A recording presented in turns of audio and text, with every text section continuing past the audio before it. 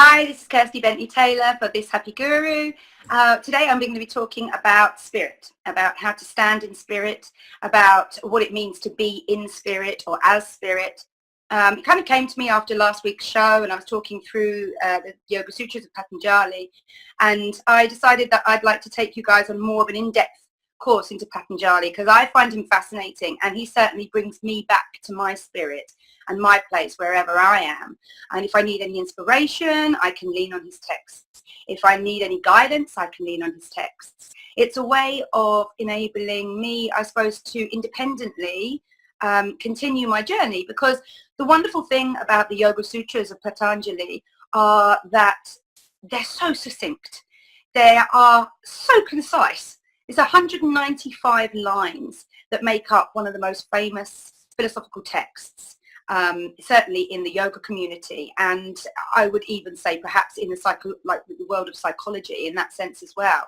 I know certainly my psychologist friends have read or studied the Yoga Sutras of Patanjali just for the sort of insights that it gives into psyche, from past tense as well, you know, because Patanjali is dated between about 200 and 500 AD, which isn't particularly old, but the practices that he has defined and written down have been practiced for thousands of years previous to that. And it interests me a lot that there was obviously some kind of real change around that time that determined that the practices that have been followed for thousands and thousands of years, and that were essentially about developing yourself, were superseded by other things that were essentially about following something else, something out of yourself, another thing, another essence, another entity that you had to conform to rather than working on and developing yourself. This is kind of how I see the path of the way that the religion has gone. And whether it started off as that or not, certainly over the oncoming years since that, from kind of the turn of the initial millennia onward up until present day, we have used religion, mankind has used religion for power and for source, as well as what it was devised for, which is for faith and for love and for doing good, essentially.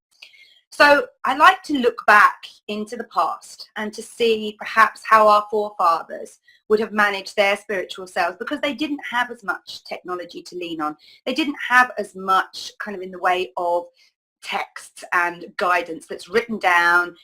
And I think we all believe in a certain way that when something is written down, it becomes fortified. It becomes a truth, in essence. And yet, recently, in the last sort of 20 years, if you like, and certainly since the breach of the outcome of Wikipedia, a lot of people have also discovered that there is a lot of untruth in the written word. In fact, you can kind of pretty much put anything on the internet nowadays and it be taken and read by somebody somewhere as truth, even if it is complete falsehood. You can write down one of the worst things that you can imagine, and people will willingly believe that, because they're always in a state of belief by the fact that they're reading it. And whether it be in a paper, whether it be in a book, whether it be in on the internet, just on, you know, on Facebook. I mean, Facebook must make a fortune out of the advertising that comes through that works very heavily on different belief systems and perhaps more negative belief systems as well. There's a lot of advertising goes on which leads people down, you know, false paths. There's a lot of marketing and stuff like that as well. That again is you know, it's not altogether honest. It's not altogether open. And if you delve into it a little bit more, you can recognize some of the signs, perhaps, and then perhaps not. And a lot of people, opportunists, will prey on people who aren't perhaps as open-minded or as questioning as they might need to be. And this is one of the things that I believe is so important in working on yourself, is this idea that you're constantly questioning, you're constantly looking at yourself and not criticizing. Criticizing is too harsh for me. This is too much of a negative word, but critiquing might be a little bit more, like just a little a modification, a way of finiting yourself, a way of aligning yourself in with a higher way of being, a higher way of consciousness. And this is again why I love the Yoga Sutras, because they take you from the start. In fact, the first word in the Yoga Sutras of Patanjali is now, which brings us directly into the present moment. It takes away all the past, it takes away any future, and it sets you up right here, right now, which, as we're all aware, fundamentally at some level, is really all we have. It's all we have is to start right now. The past can be modified in our minds, in our memories, the way we reflect the past, the way we regurgitate the past.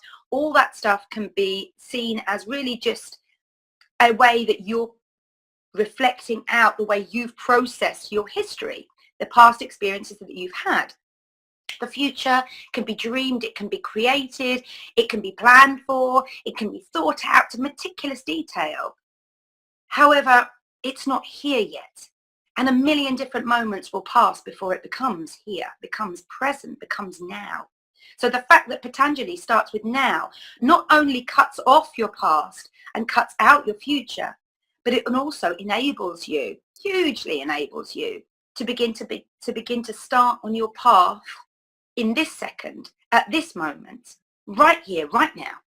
No qualms, no excuses, nothing. Now. Now. We do this now. And I love that about him as well. It's kind of this spontaneity. It's this kind of, this joy as well that I feel in the present moment, that I feel comes from saying the word now. Let's do this now. You know, this is a way of thought process. One of the great ways of manifesting things done is by having the thought, speaking it out loud, and getting something done that will positively affect this manifestation or this action or something that you want to achieve within the first 5 seconds of having the thought. This is kind of quite a well-known technical process for manifestation and manifestating an idea, is to have the thought, be like, okay, thinking about it, writing it down. What does it look like? Writing it down. And then speaking it out loud, or taking the first step into being able to create the thing that it is that's come to you through inspiration.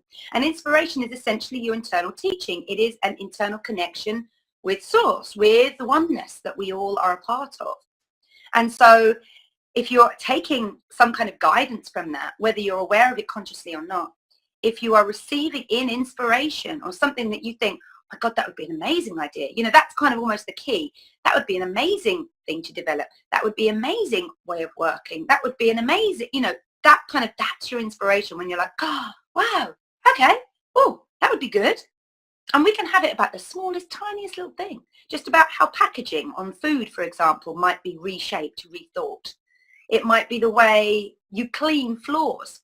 Exactly. You know, instead of up and down, maybe I'll do it like this, because that would make it so that all the, you know, like in a square formation, I'm thinking, because that would make it how you bring all the dirt from the outside gradually into a central point in a square room where you can then pick it all up and take it all out, rather than pushing it up and down to basically one boundary to another. That just came to me. Cleaning, the joys. But essentially, the Yoga Sutras of Patanjali give you an outline, give you a very, very concise, basic outline for the way that you can learn to control yourself for your own health, for your own benefit, and not just physically, but also mentally, calming the psychic self, how you can then delve into and decipher the psychic self from the spiritual self, how you can utilize one and the other and combine the two. It doesn't ask you to separate, renunciate everything particularly. It just asks you to look at things in a certain light. It asks you to see through the ego that you have created, that you have been encouraged to create, in all honesty, since you were born. You know, the majority of us live and grow up with the idea that we should become something, not with the idea that we are constantly becoming, that we are constantly changing, that we are constantly evolving and growing into something else. You are never going to be the same person you were yesterday today. You can't be. You've experienced yesterday. Yesterday you didn't have the benefit of yesterday. Do you understand? It's constantly evolving. Everything is constantly evolving and constantly changing. And so to be mindful of the processes that enable you to clarify certain things and to settle your mind on certain things that will enable that mind to then Stop the incessant chatter. Stop the internal criticisms. Stop the negativity. Stop the idea that you're not good enough, or that you'll never be good enough, or you're not worth anything. You know, all those negative thoughts come from somewhere, and it usually comes from the overactive mind, overactive imagination, and the feeling that you're not performing as other people would expect you to do. Now, other people's expectations are a dangerous thing, because first of all, no one ever really is particularly clear on exactly what it is they're expecting from you. Even in a place of work where your job specification is written down, usually that's concise, again, lines of exactly what it is that you're expected to do. However, in between those lines are the real essence of the job. I remember going into a field of work in publishing, and this was a job that I loved. I really did. I loved the people that I worked with. I loved the fact that my role was at once kind of creative but logical. I loved that it was kind of a very people-involved role. I was able to kind of support my managing director, and was effectively kind of his PA, as well as being the production manager for the magazines, liaising with the print office. This is back in the day when everything was printed, nothing was online at that stage. And I loved it. I loved that there was so much communication. I loved the people around me who were creative and who were building things and designing things. I loved that inspiration around me. And I loved the dynamic of the sales team as well, learning about sales, something that I would say that I'm not very good at. I'm not very good at sales. I'm very much, if you think you need it, then have it. You know, and yet at the same time, I don't honestly think we need much. And this is, I suppose, you know, the paradox within me is that I'm willing to ask. I encourage you to design your own life and to live your own life. But I also try to empower people with the idea that this constant consumerism, this constant wanting, only leads to more mind turmoil, only leads to more wanting. And when you want something, you really want something, it can be all consuming. You know, I have this problem every time I try and go on a diet, for example. So it sounds silly, but I honestly think that this is one of the reasons that diets don't work. Because you cut out something that you love completely with the mentality that this is bad for me. You know, this is really bad for me because it's going to make me fat. But somewhere in there, or at least in my mind, somewhere in there, I'm thinking to myself, but just a little bit won't make me fat. And I know that to be true, because I know that just a little bit of something, just one square of chocolate, perhaps once a week, for example, is not going to make me fat. But a chocolate bar a day will, you know? And I want to be healthy. I don't want to be overweight. I don't want to be carrying too much weight for my body. I'm a small enough frame as it is. I don't want to be carrying that and putting pressure on my joints, putting pressure on my limbs. I'm not altogether fussed how I look, but I certainly don't want to be going out buying new clothes because I've put on new weight as well. I don't want to spend my money on that. I don't want to have to go through that. I'm not a particularly happy shopper. So I don't want to go through that sort of thing. So, you know, I'll curb now rather than stop, rather than halt completely. I curb, and instead I change my lifestyle and I integrate stuff that's better for me rather than taking away the stuff that is bad for me, if you like. And what I find is that by pitching the balance again, by upping the ante on the good stuff, I don't need so much of the bad stuff. And that always comes for me through physicality. It always comes for me through physical exercise. And again, it aligns me in with myself, aligns me in with the person, the human being that I am. So what I really kind of want to encourage and empower people to do is to be able to make the decision out of excess and into moderation in that sense. Because I believe in building up the positive rather than sort of really amplifying the negative. And that always helps me. That always helps me. If I just up the positive, if I keep doing something actually that's better for me than what I'm doing, then it gently begins to permeate through my psyche, through my mindset, and gently push out the negative thing that I'm doing. Because usually I'm leaning on that negative for something.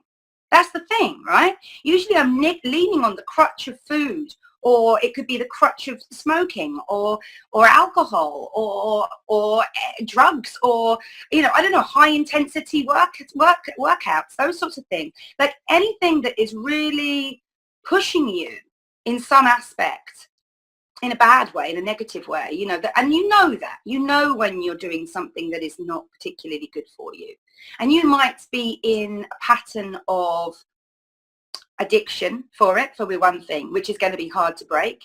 Within addiction, you have things like routines that you've set. So like, for example, with smoking, at the end of every meal, you might have a cigarette. When you have a drink, you might want a cigarette, all those sorts of things. I'm an ex-smoker, so I know all this. I spent the vast part of my 20s late teens and early 20s smoking. And it was a real blessing for me that my son came along to get me out of kind of some of the negative habits that I was getting into. I went through a little bit of a kind of relationship crisis at that time. And it was really,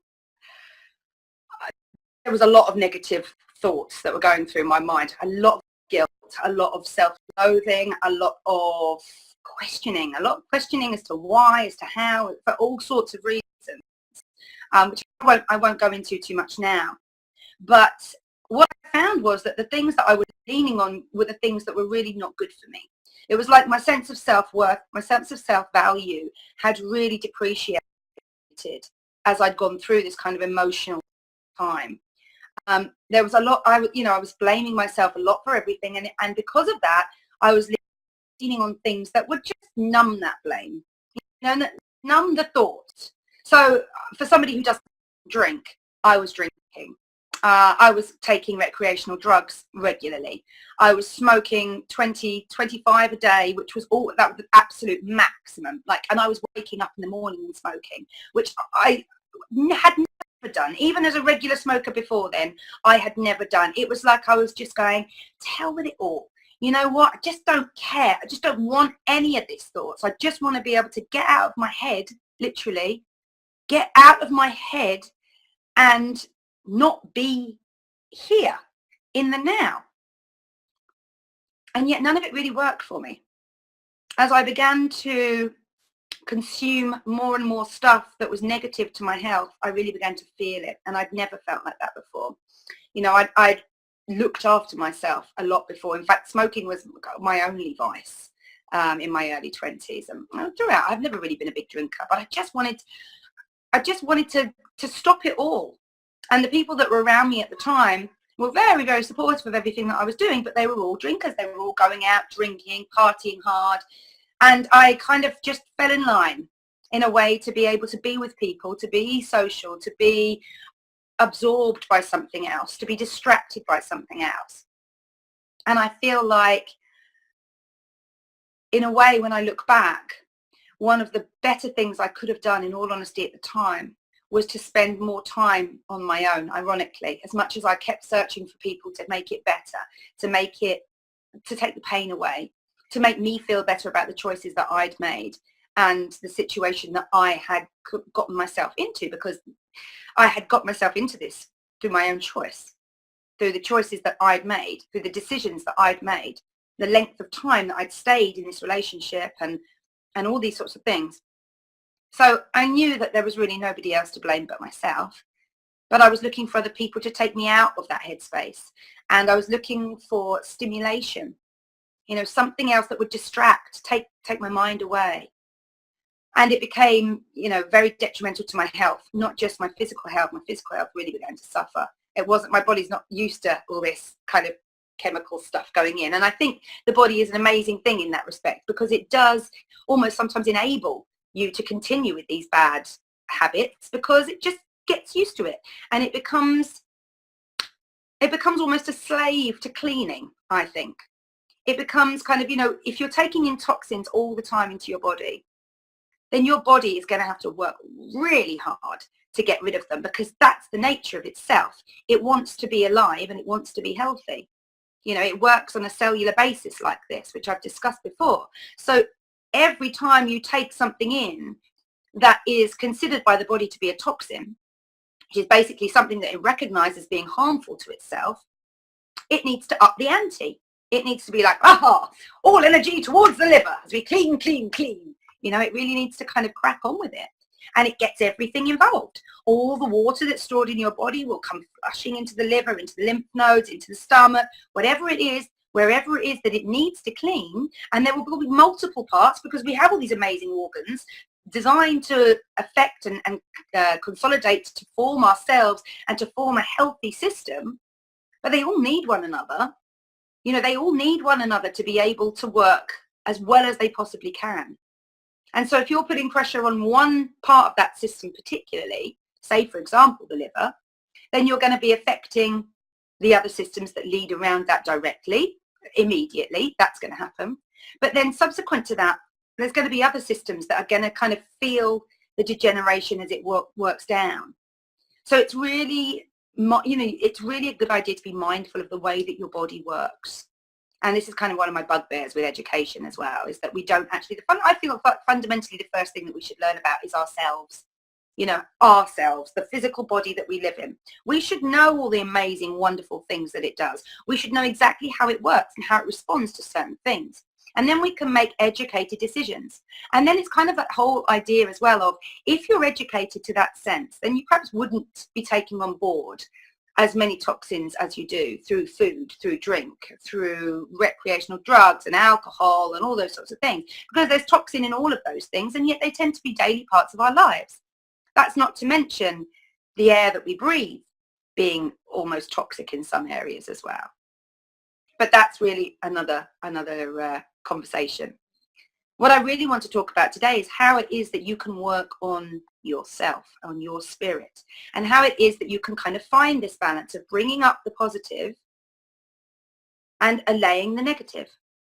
You know, rather than trying to really work on getting rid of that negative and really focusing on that negative, focus on the opposite for that. Focus on the positive. Focus on something that will bring you up and make you less need the negative, or be less likely to turn to the negative. Because ultimately it's controlled up here. Ultimately, whatever you want to do is controlled by your mind. And that can be very beautifully guided by your spirit.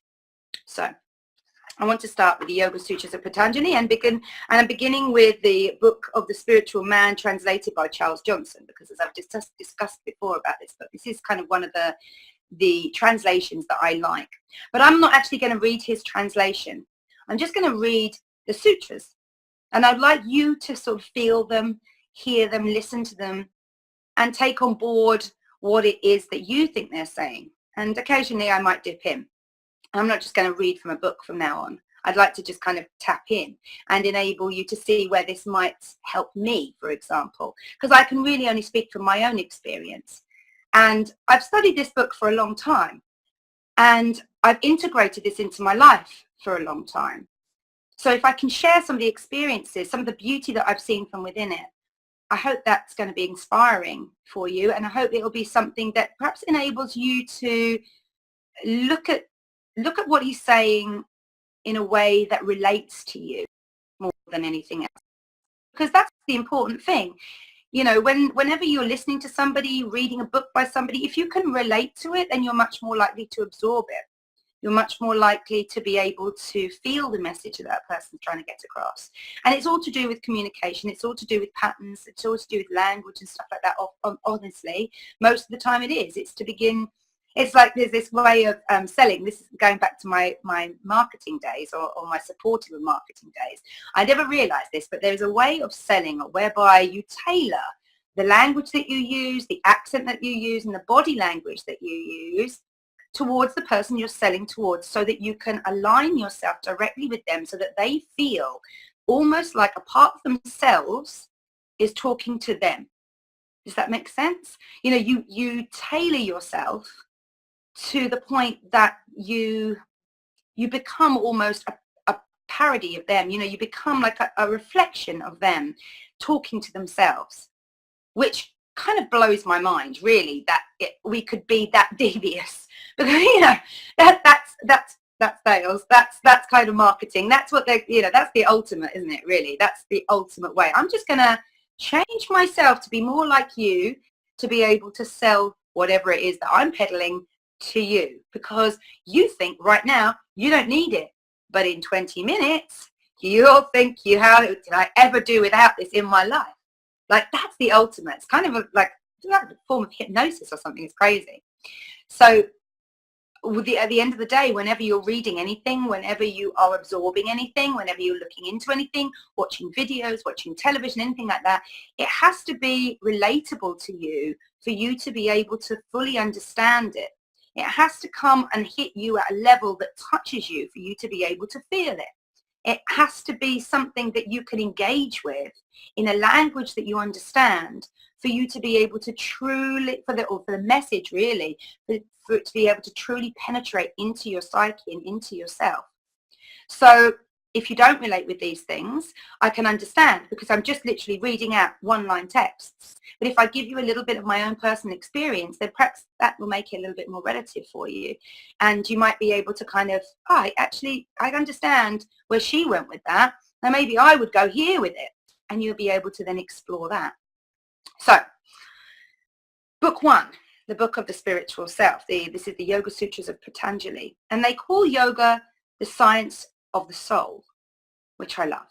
Because it's very pragmatic. It's very clear as to the pathway that you follow in yoga. There's really no discrepancy between one point or another.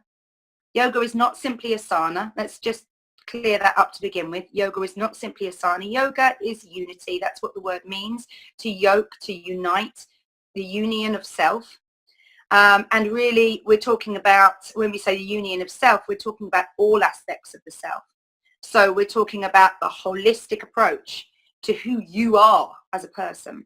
And that is going to be from start to finish, pretty much. So this is like a work in progress. This is a way of living your life that will begin to calm the internal chatter, that will begin to enable you to let go of the things that don't serve you and the ways of working and the people and the lifestyle and the foods and all those sorts of things that don't serve you, and able to move, for you to move into an area which feels calmer, which feels more peaceful, which feels less wanting, less needing, less greedy, and more enlightened because of it.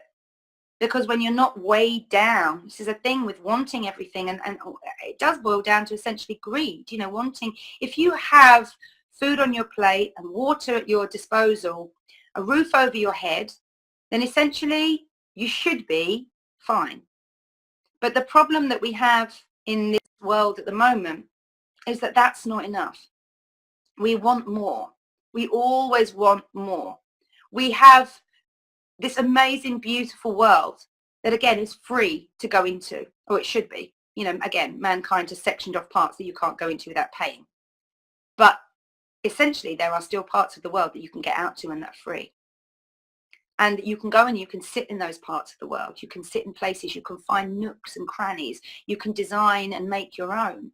You can go out there and you can absorb everything that nature has to offer, be it the weather, be it the grass, the greenery, the trees, the birds, the insects, the wildlife, flowers, plants, smells, the wind, formation of clouds, the strength of the sun, the warmth of the rain, the freezing cold snowflakes. You can go and experience that for nothing. Usually wherever you are, wherever you are, some part of nature is around you. Often in London, it might just be the breeze sometimes, and you're so grateful for that. These past few weeks, it's been absolutely boiling in London. Like literally the heat has been raising from the floor, and we're not used to it. And I've heard, typical, so many people just saying, oh, the weather's killing me. Oh, when the wind's going to come? When's the autumn going to come? When are we going to have some sort of respite?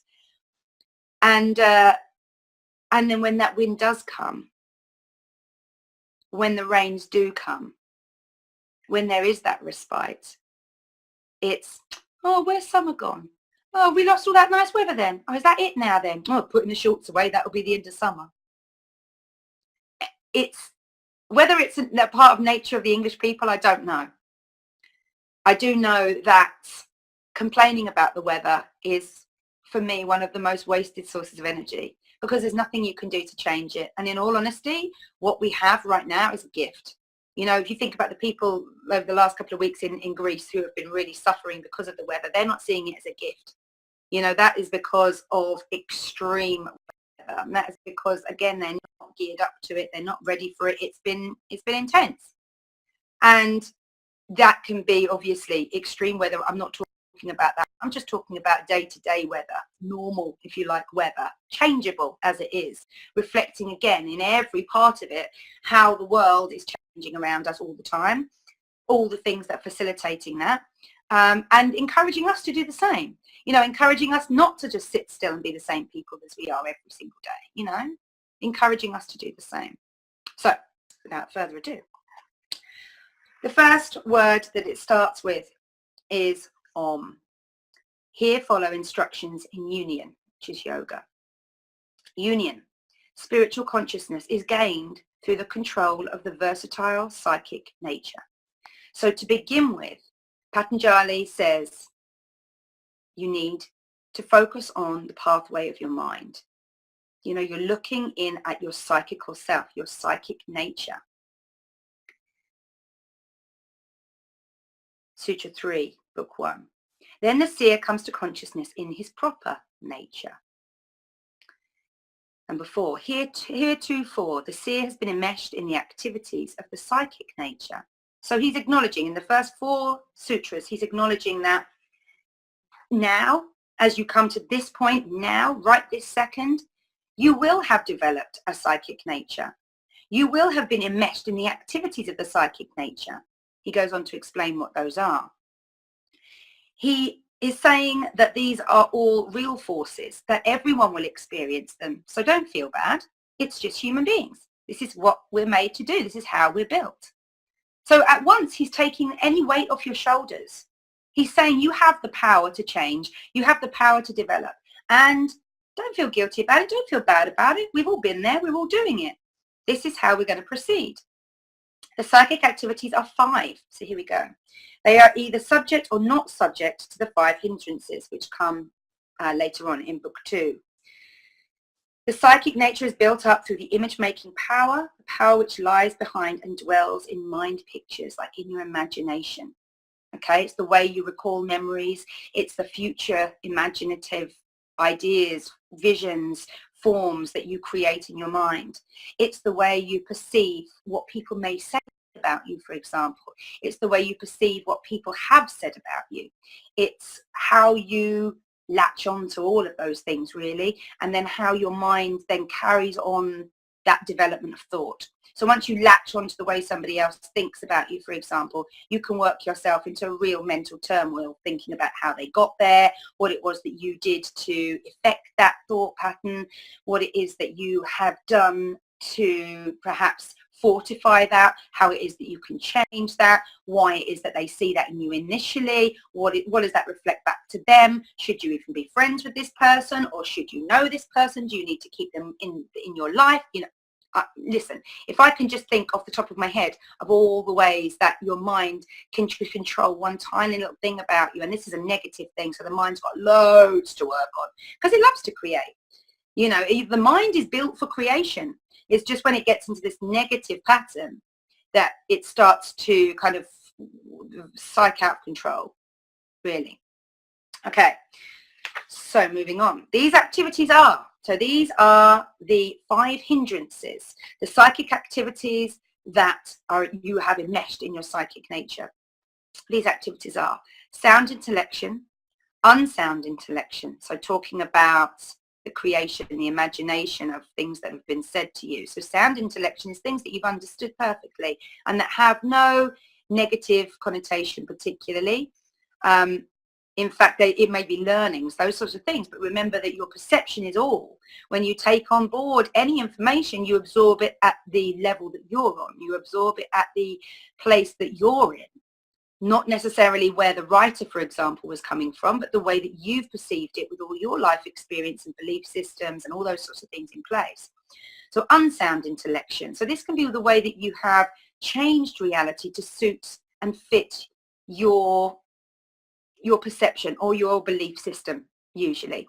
So it's the way that you would perceive something, change your perception of it so that it suits you more. So for example, let's see. Oh, I don't know if I can give you an example straight off the top of my head.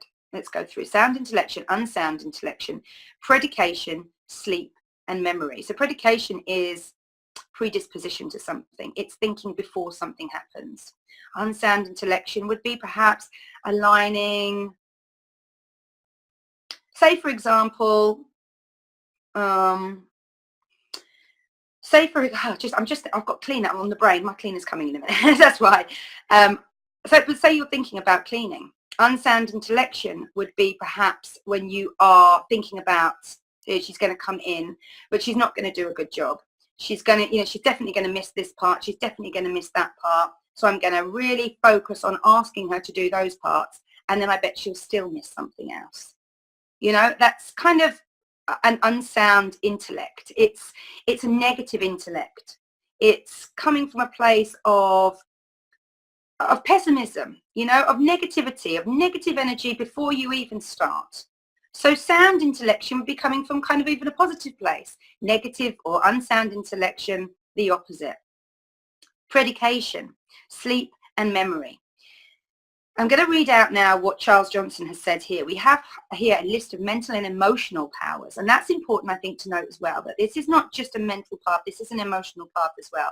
Your psychic nature stimulates both forms, and both parts of you can be affected by what it is that you see or you feel or you create within your mind. Okay, so it's a list of mental and emotional powers, of powers that picture and observe, and of powers that picture and feel. But the power to know and feel is spiritual and immortal. What is needed, not to destroy it, but to raise it from the psychical to the spiritual realm. So again, what he's saying is you must accept that we are this. You must accept that this is the nature of who you are. But to be able to escape that negative stuff, to be able to build yourself higher, to lift yourself higher, to vibrate on a higher plane, to have that higher level of consciousness, you need to raise yourself out the psychical self and up into the more spiritual self, so that you're able to differentiate between the two. So you're able to come from a place of contemplation where you look at yourself. This is where this critique comes in, for self-critique, where you're able to look at yourself and say to yourself, hold on. Why are you thinking negatively about the cleaner? What is it exactly that has got you sparked up today? Is it even anything about her? Is it really, or is it just one more thing on your plate today? Is it just the fact that you've got so much going on? Is it the fact that, you noticed that she missed this last time and it's been a bit of a bugbear for you because for you, it's something that you see every day? If it is, then maybe you need to be honest with her and just sort of say, hey, would you mind today just focusing on this bit because it's something that I see every day when I sit down on the toilet, for example. Maybe it's just something like that, but isolate it down to what it is, because it could be something that is completely irrelevant to her coming and cleaning, but that you are affecting your emotional self and your psychical self onto this one thing as an outlet for it. Whereas what you can do is look back to the source of this discontent and focus on that first and really clear that path. Rather than develop a new path of discontent, clear it from source, take it away, or focus on it enough so that you can begin to move into it a little bit more and dissipate it. Yeah? So, number 7, the elements of sound intellection are direct observation, inductive reason, and trustworthy testimony. Unsound intellection is false understanding, not resting on a perception of the true nature of things. Predication is carried on through words or thoughts not resting on an object perceived.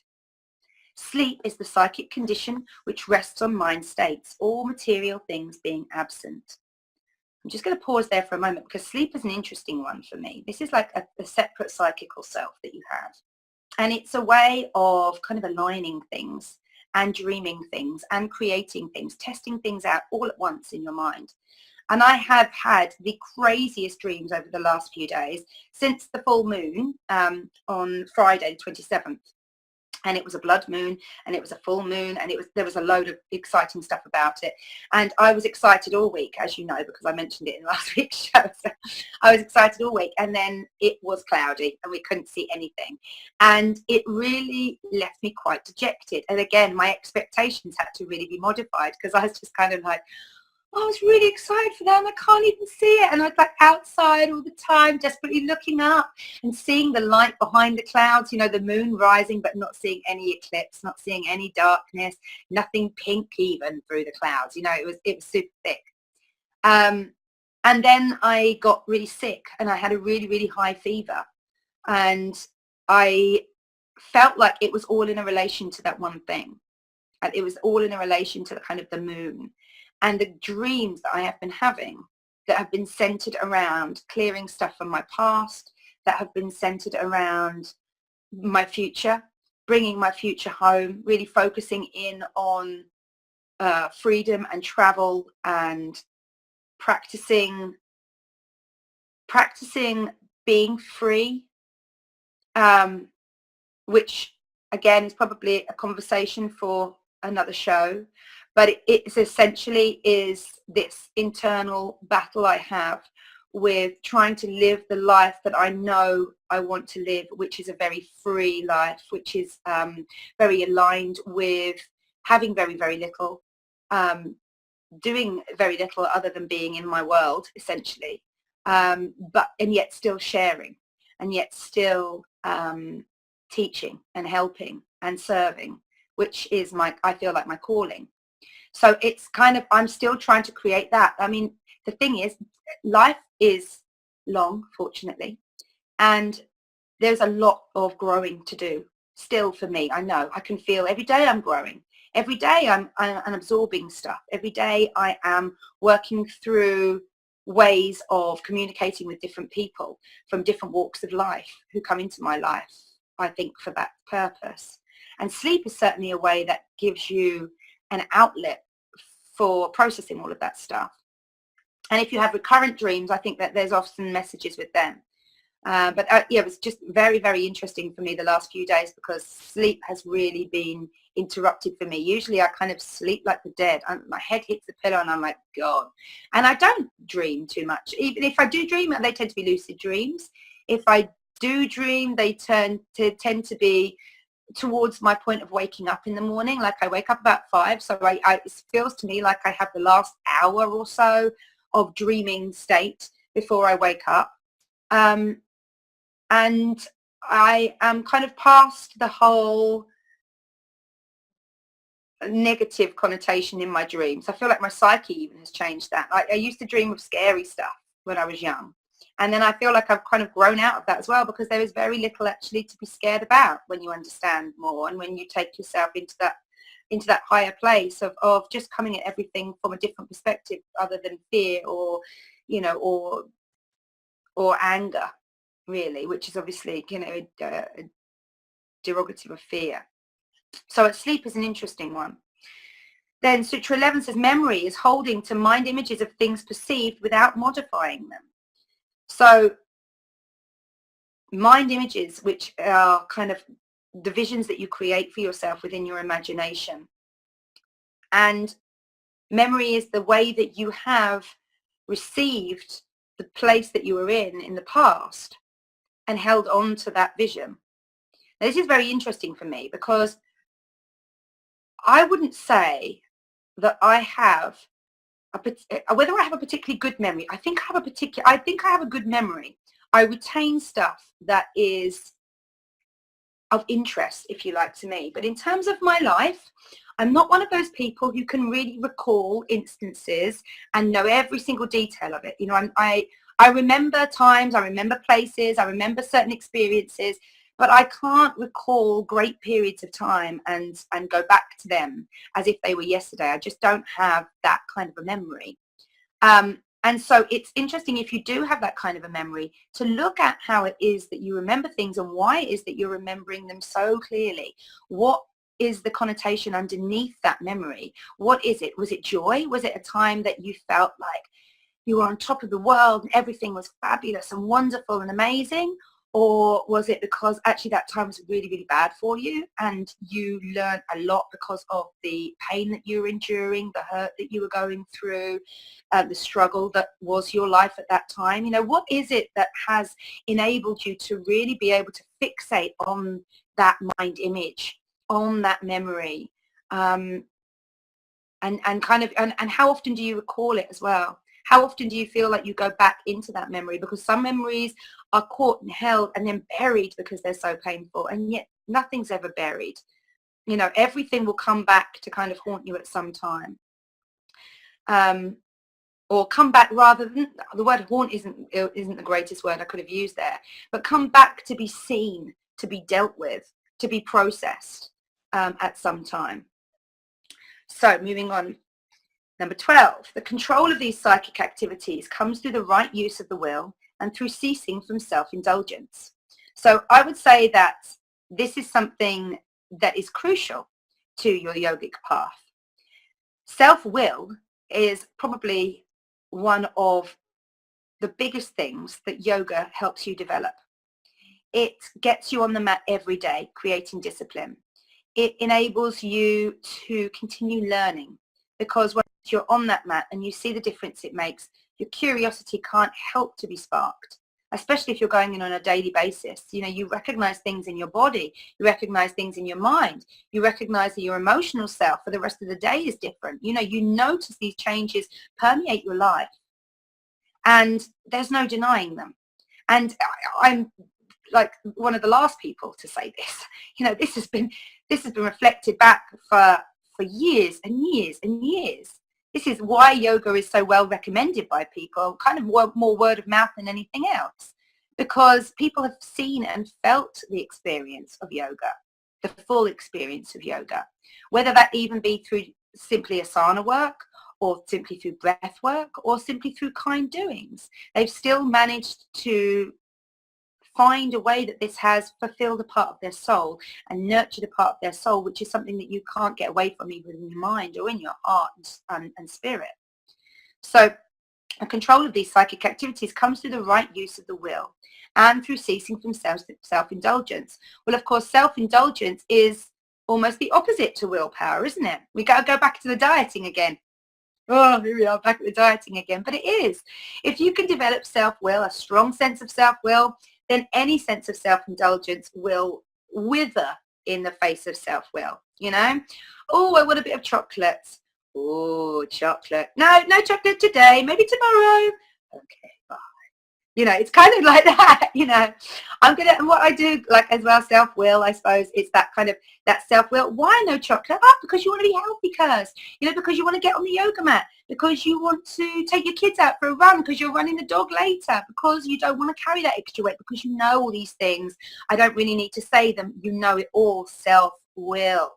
Self-will. And it's so important. It's so important. It is the first step in taking control over your life, because only you can control your life. So you have to develop this sense of willpower that is going to guide you in the way that you see fit, in the direction that you want to head in. And you have to maintain that every day to get there.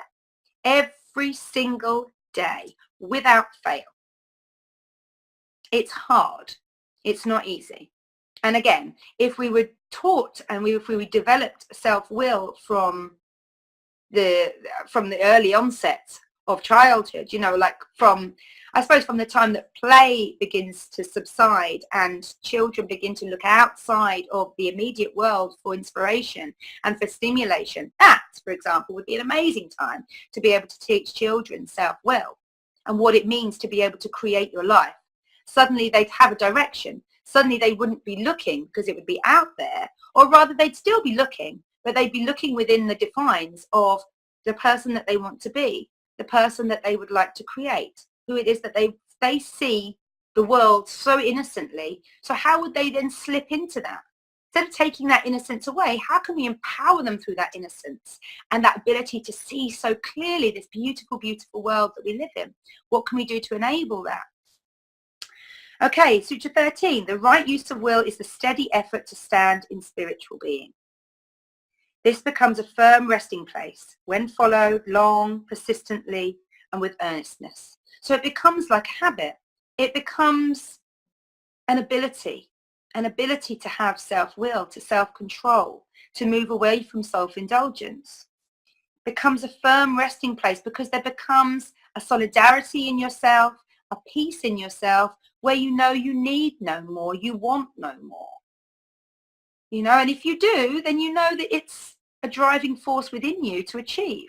And usually when you've become peaceful, it's not wanting and needing things like money and stuff like that. It's more like wanting and needing human interaction, for example, or to help and to serve, or to want to change the world for somebody else who hasn't seen this yet and who hasn't got the sense of self-will that you have created for yourself to be able to go out and inspire others. And that's the amazing thing about all of us being so communicative right now, is there are so many people working on this path. If you want anything, you can just Google it in and find it. And that's the same with the spiritual path. If you need guidance, if you feel like you're lacking in one area, then look for help. Look for guidance. You're probably here listening to this station for exactly that. You know? So, ceasing from self-indulgence is conscious mastery over the thirst for sensuous pleasure here or hereafter. So in the now or in the future. It's constantly looking forward. It's constantly saying, I'm not enough as I am. It's that thirst. It's that sensual. It's that kind of, it's the physical, it's the emotional, it's the mental, the lusting for something else. The consumption of this is freedom, the consummation of this is freedom from thirst for any mode of physical activity through the establishment of the spiritual man. The consummation of this is freedom from thirst for any mode of physical activity through the establishment of the spiritual man. So that means you have no one almost, or no physical thing in driving power. So you are not addicted to smoking. You are not addicted to drinking alcohol for numbing, for calming, for resigning almost. The same thing with anything. For any physical activity, anything that physically you lust after, right? So that can also be sex, sexual intercourse. That can also be pushing yourself really, really hard at the gym, you know, going at it, you know, looking at yourself physically and being upset with the thing that you see. And so driving force against that. In order to gain true understanding, I'm just going to read from Charles Johnson again here. In order to gain a true understanding of this teaching, study must be supplemented by devoted practice. So this is where I couldn't agree more. The thing with the Sutras of Patanjali is they are so succinct that you can read them through in probably an hour maximum, 195 lines, an hour maximum, depending on how quick you read and what you decipher. But also, they are very much meant to be put into practice. It's almost, again, the writing between the lines is there in practice, is there in taking this and manifesting it into your life, taking all the guidance, utilizing it, bringing it in, listening to it, absorbing it wholly, studying it, and then putting it out into practice, trying it all, trying everything, trying abstaining from things that are affecting your psychical self, trying to abstain from things that require you to push against your physical capability, to drive, you know, to basically use stress to propel you forward. You know, you never will be able to calm your mind and find peace if that's your methodology. Whereas this gives you an idea that the reading of the words will not avail. There must be a real effort to stand in the soul. If you want to be a spiritual person, if you want to be somebody who is coming from a higher level of consciousness, if you want to be somebody who will be able to feel better about themselves, knowing themselves as well as you can, growing into that knowledge and really focusing in on the person that you want to be and developing that, then you need to put it into practice. Listening to me talk, listening or reading a book is not enough. You need to get out there and you need to do it on some level. And as I've spoken about before, with yoga, there are 8 paths. So there are 8 different kind of ways of being able to get started. And usually the last 3 in the linear aspect of when you write it down. You know, in the West we love, well, in the East as well, they love a line. You know, it's kind of, we've linearized everything. But you know, ultimately speaking, the path of yoga is really supposed to be worked on all at once. There is no one fundamental part that is greater than the other. But you'll find that if you can work on all these things together, actually you grow much more quickly and easily into that sort of spiritual place, because you are amending and aligning, and some of those alignments can be really easy for you. Some of them are going to be like second nature almost. You may be already in 5 of them, you know, and then so it's really just about like finite your practice and finiting yourself. And that's kind of really all it is. But it's bringing that mindfulness into it. And it's bringing that consciousness up a level so that you can then stay there, because that's what this willpower, this right use of the will, for example, this almost doggedness, but this discipline for sure will hold you fast and keep you there so that you can go on to benefit. Because it's no good just practicing, getting to that point and then just being like, oh, there, I did that, that's it. No, that's not growth. Growth and change are the same things. They are always happening, always happening. We are always learning, always experiencing. So you can't get away from that. So to be able to sit in that place and to be able to recognize it and feel like you're doing something to make it your own, which is essentially why you're here as an individual, as a unique being on this earth. It's to make it your own. So here we are. Where am I? I've got lost. I've moved my hand. Reading the words will not avail. Must be a real effort to stand in the soul, a real ceasing from self-indulgence. With this awakening of the spiritual will and purification will come at once the growth of the spiritual man and our awakening consciousness as the spiritual man. And this, attained in even a small degree, will help us notably in our contest. To him that hath shall be given.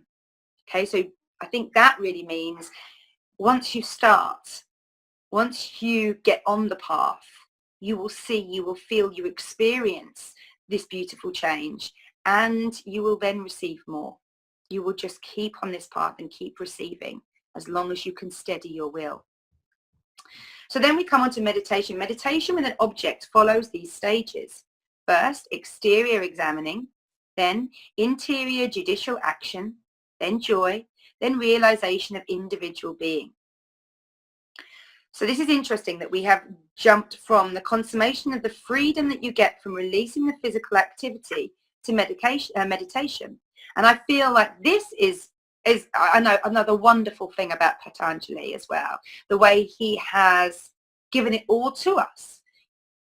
If you release the psychic activity of lust, of wanting, of need, of greed almost, then already you drop yourself into a meditative state because you are letting go. And meditation essentially is the practice of letting go.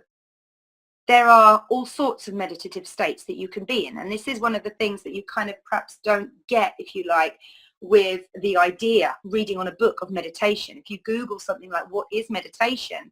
What does meditation do for you? You're going to get the end result from other people's experiences. But it's the journey through meditation that actually teaches you the most, in my experience. It's the practice.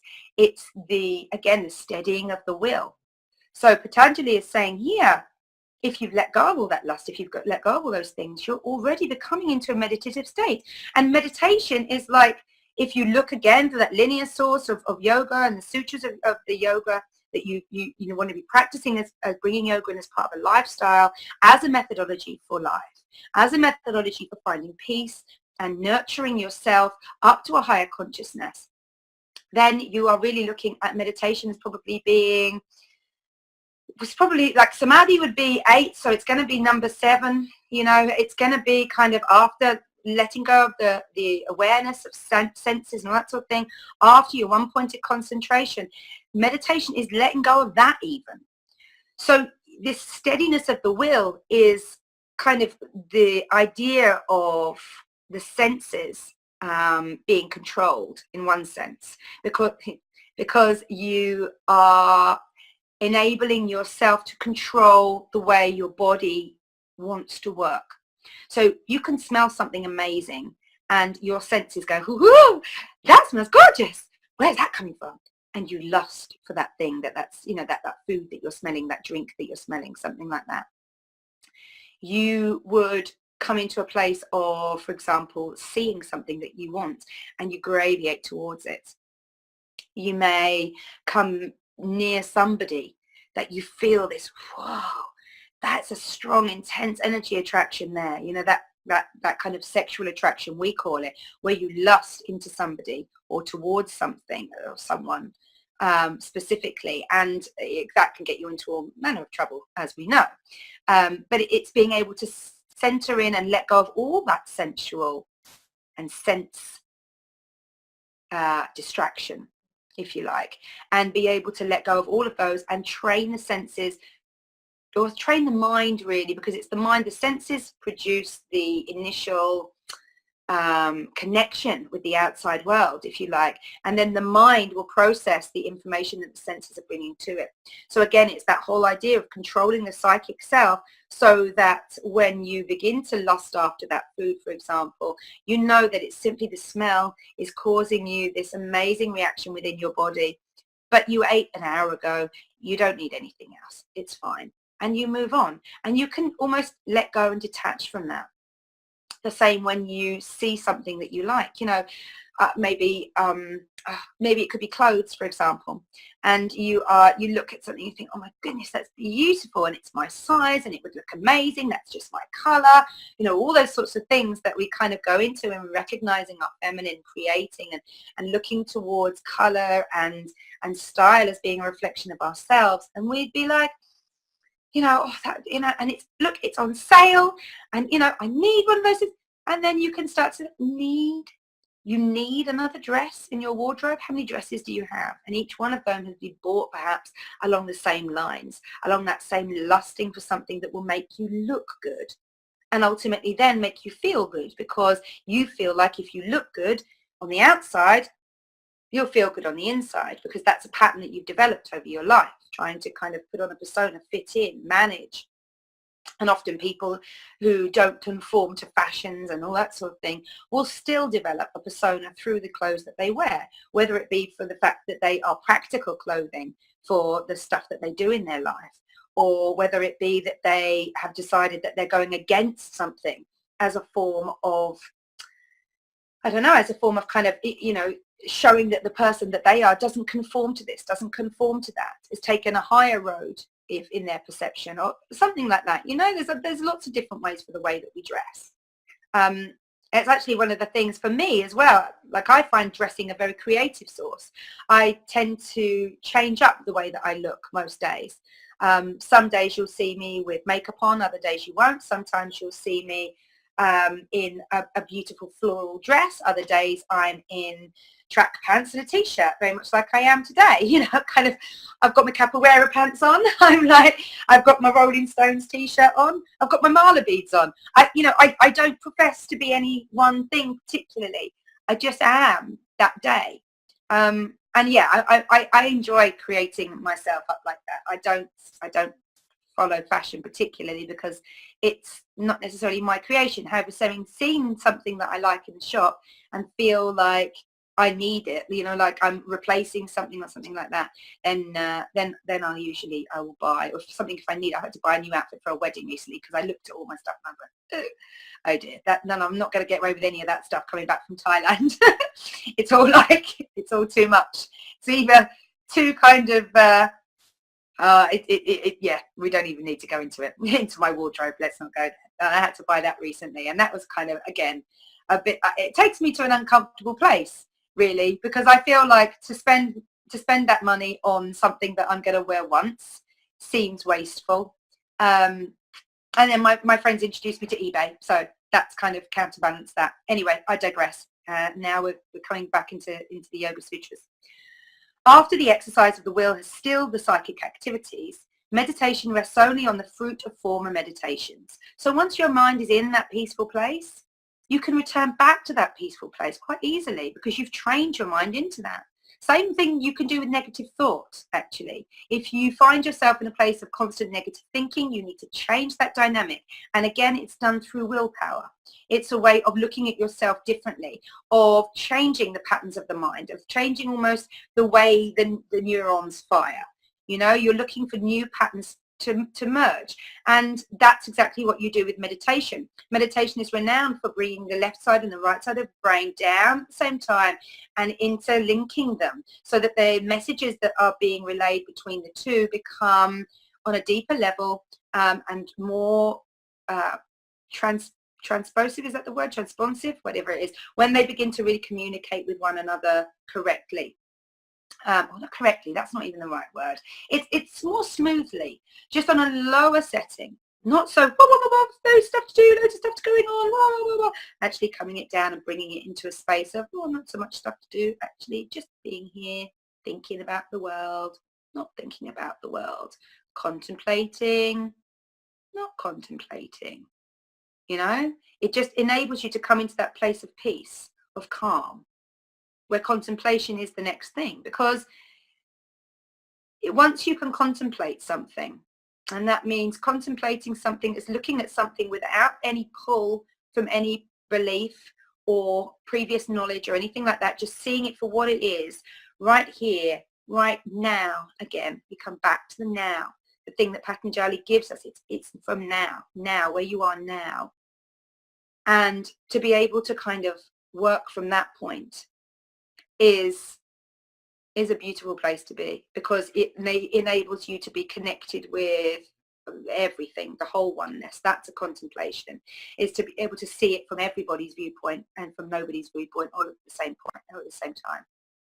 And to be able to go from there, then you can begin to respond rather than react to the way that the world comes at you, whether that be through relationships, through the media, through any outlet really, honestly, through the way somebody talks to you during the day. You know, it can be from anything, but it's just coming from that contemplation, or that kind of, that rested state, that peaceful state. Subjective consciousness arising from a natural cause is possessed by those who have laid aside their bodies and been absorbed into subjective nature. So this, I'm going to read Charles Johnson's point on this, because he explains this probably better than I can understand. Those who have died, entered the paradise between births, are in a condition resembling meditation without an external object. But in the fullness of time, the seeds of desire in them will spring up and they will be born again into this world. So he's now talking about the soul. He's talking about the spirit itself. And this is why I read from here, because I don't know so much on this sort of stuff, but this is where I continue to elevate my studies and grow. Subjective consciousness arising from a natural cause is possessed by those who have laid aside their bodies and been absorbed into the subjective nature. So I think he's saying that when you die, you are absorbed back into the subjective consciousness. And you will then, through the desire, the want to learn more, to be more, to have, to experience again, you will then be born again into this world. You will then look for the next place that will suit your growth, your learning, your want to experience more as a soul, as a spiritual being, and you will come back into a genre, into an environment that will nurture and teach what it is that you feel that you next need to know. Then it says on number 20, for the others there is spiritual consciousness, led up to by faith, valor, right-mindedness, one-pointedness, and perception. All must be one here. For the others, spiritual consciousness led up to by faith, valor, right-mindedness, one-pointedness, perception. Not one can be dispensed with, all must be one. First faith, and then from faith, valor, so the strength to continue in your faith. Right mindfulness, from from right mindfulness, a one-pointed aspiration towards the soul. So once you've become mindful of everything you're doing, you're then realigning yourself back into the soul. I say back into the soul, but eventually, effectively, we all go back into our soul. We all return back into that beautiful being that we started off as.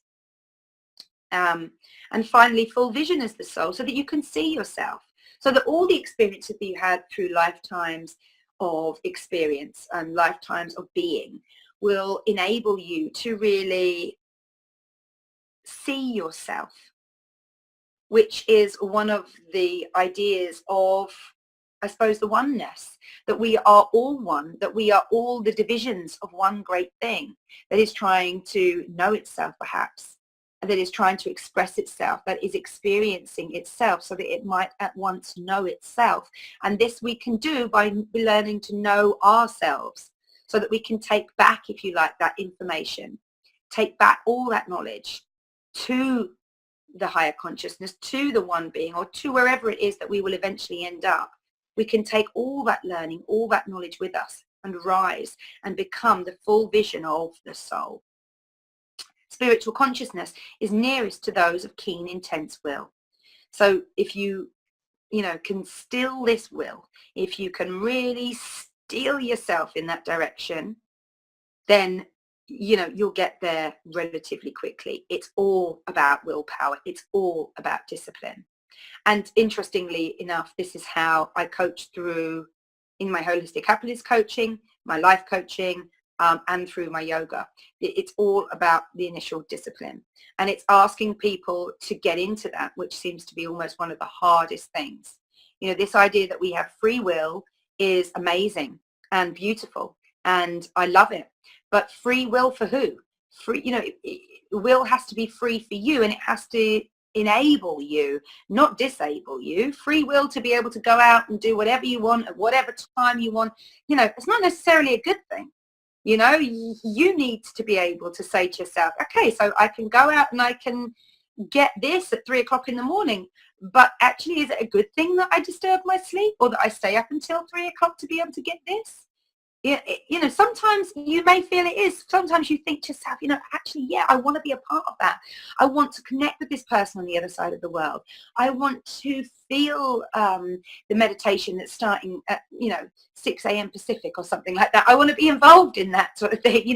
This is the world we live in now, where we can all meditate across the world at different time zones, and I've done the same thing. I've got up, I've gone to bed early, and I've gotten up at 1 o'clock so that I can meditate with people from across the world. Just because I want to, because that's the right I have with my free will. And it's learning to steady that will onto that one point that takes you further towards soul growth, to take you towards your soul vision. That is the important thing. So the will may be weak, or of middle strength, or intense. So, we all start at different levels. We all start with what we consider to be weakness, strength, or intensity. Spiritual consciousness may be gained by ardent service of the master. So, the master is the spiritual man who is free from hindrances, bondages to work, and the fruition and seeds of works. So we're thinking, I think, or talking here really as the higher consciousness, the one, the thing that we're all graviating back to being. And ultimately speaking, the one message that comes through all of us in the world is love. And I think that the master as a spiritual man is free from hindrances, bondages to works, and the fruition and seed of works. That is servitude at its finest. And that is, that behind servitude comes love, comes a want, a love for mankind, essentially. I've been asked over the years a lot what I believe in, because I have never adhered, not even from a young child, or I never adhered to a particular religious faith. I was brought up Church of England. My grandmother was very, very much Christian, and she would try to take us with us, she took myself and my sister wherever she went that she felt like, we could learn something in that sense. So we would do like holy dusting in the church that she went to regularly. We would go to sermons there. My mum as well would take us to kind of like, you know, Easter parades and mass and Christmas and stuff like that sort of thing for a few years. And then as you know, as it became apparent that neither my sister or I are particularly getting anything from it, and certainly I wasn't particularly keen to go because it really meant nothing to me. It didn't resonate with me at all. She began to just kind of give up on that, and she would perhaps go up on her own. But the soul of the master, it says here, the Lord, is of the same nature as the soul in us, which is important, I think. I think it's important not to separate and form an us and them type thing with higher consciousness. Because if you do, then you're never going to feel like you'll ever be able to attain a high level of consciousness. And so therefore, where would you be working towards? You know, why would you be developing yourself? Why would you be spending time on yourself? Why would you be moving through all these courses if not to help yourself become better than you are, if not to grow, if not to be able to experience more on a more fundamental and yet higher level? If you let go of the trappings of ego, then who will you become? And it's important to recognize that you can become the one. You can become the Lord, the soul of the master. That's what, you know, that would be the greatest. If you can accept that oneness, then you already are. And that is really the fundamental part of it. If you can accept that you are everything and everyone within, as well as being able to then go out and kind of help and serve and encourage other people to do the same. That's the kind of almost beautiful cycle of spirituality, beginning to embrace yourself as a soul, as a spirit, as part of the oneness of everything, the wholeness, the holistic self of everything, whole being everything, you know, being the full picture. Then you can really begin to imagine and picture and create the full vision of soul that you are as that tiny little entity, that shard of everything. Because every tiny little thing is super, super important. You know, nothing is here for no reason. You know, there is a reason behind everything. Even if we wish it wasn't here sometimes, there is a reason behind everything. Whether it be for teaching, for a lesson for us all, for something that needs to be aligned better, for a way of treating people or nurturing or caring, something like that. There's something for all. So Charles Johnson goes on to say, is the same nature as the soul in us, but we still bear the burden of many evils. We are in bondage through our former works. We are under the dominance of sorrow. The soul of the master is free from sin and servitude and sorrow, which is what we're saying is within us as well. And we can be free of sin, servitude and sorrow. Because when you give back, actually that isn't a form of servitude as in slavery, as in, you know, being paid for the work that you do. You can give back and, you know, do something kind for someone daily and not have anything back from that, really. You know, but it moves you into a better space. If you know that you're that person, if you know that you are a person who will cross the road to help a lady lift her shopping because her bag's fallen over, if you know that you are the person who will, you know, buy a meal for a homeless person on the street, whether you think they're on drugs or not, you know, they're obviously starving. Will you be that person to go and buy them something that will alleviate that hunger and what will recognize, enable them to recognize that not every part of the world is cruel and leaving them out in the cold, you know, literally. That's, you know, that's literally where they physically put themselves, and it's also socially where we've put them out in the cold, you know, because they need, because they want, because they have been unable to get to a standing that other people who have needed and have wanted have been able to. And unfortunately in England we're seeing this a lot at the moment because of the economy and the way things have changed for us. There are a lot of families who have gone from living on the breadline to now being homeless, and all the social conducts that comes with. You know, it's a real disturbance in our society. And remember, because we are as one, a disturbance in the society from one side affects us all. It affects us all. And to kind of block that idea out as well, to alienate yourself, to align yourself with the fact that you're impervious to any of that sort of stuff. You know, I ask, where is your soul? Where is your soul? Because you've built such an ego around yourself.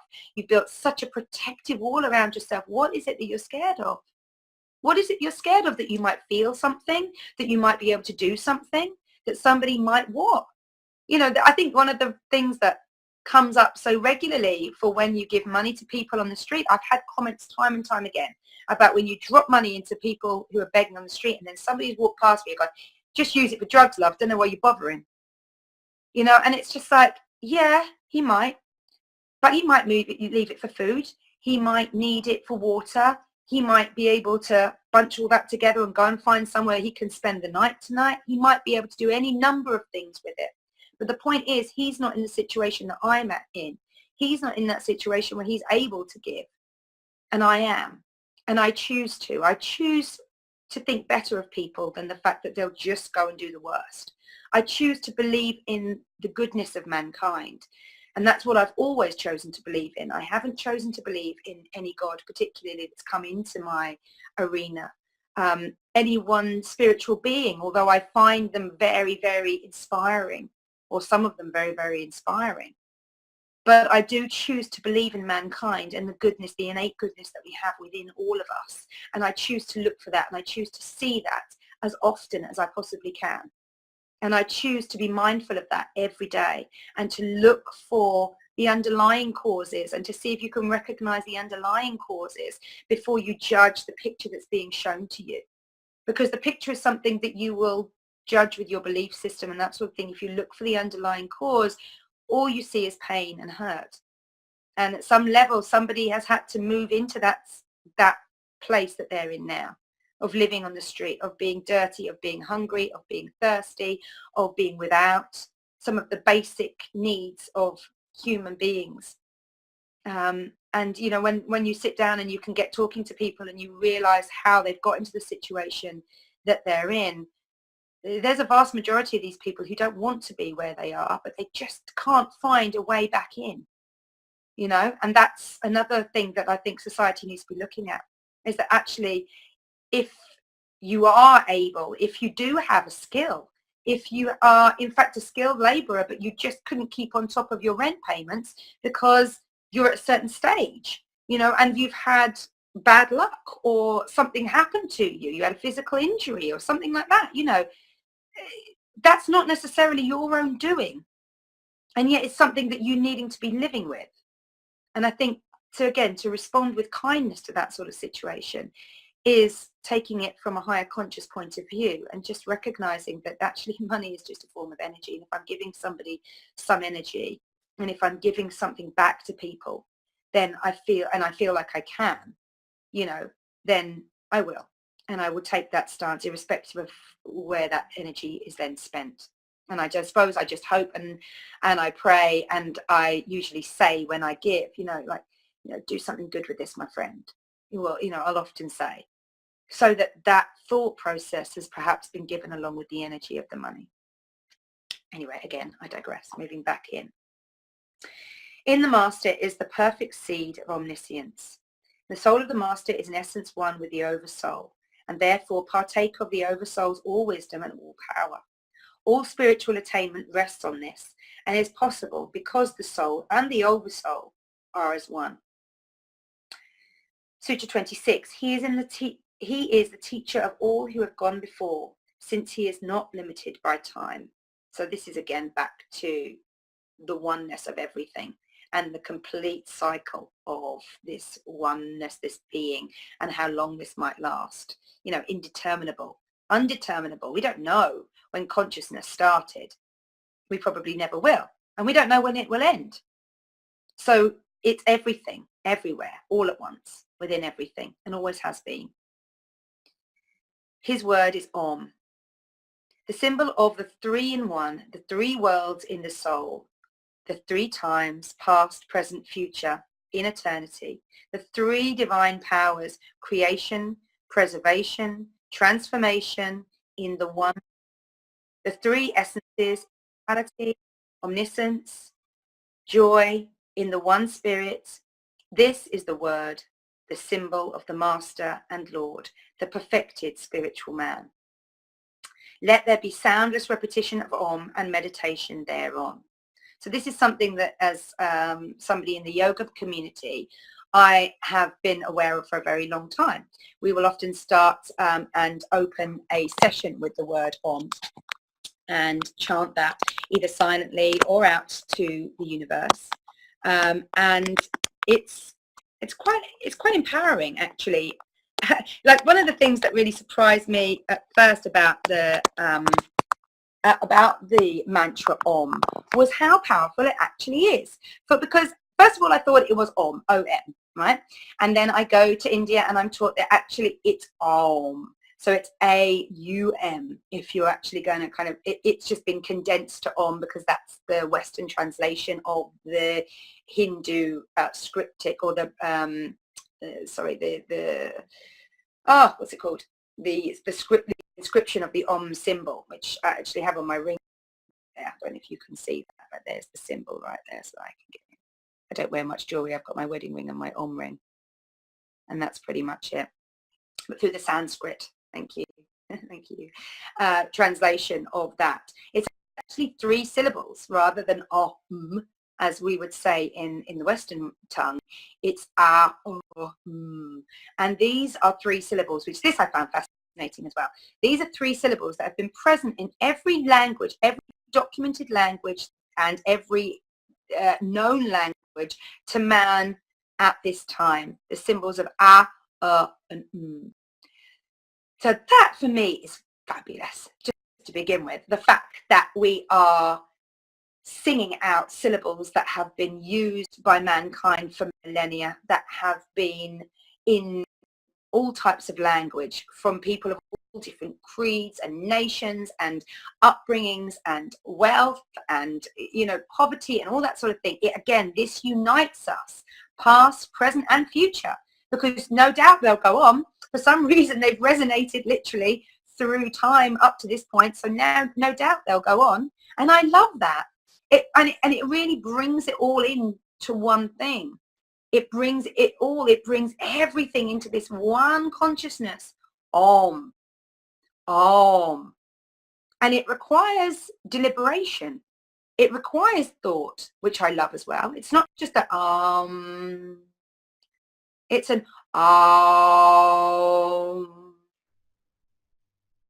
It's a development. It's a thought process. It takes the sound around in your mind and around in your body, around actually in your physical self, from the bellows of your diaphragm, from the very lowest chakras all the way up and around before it comes out. So it already makes a cycle in your body before it comes out of your mouth.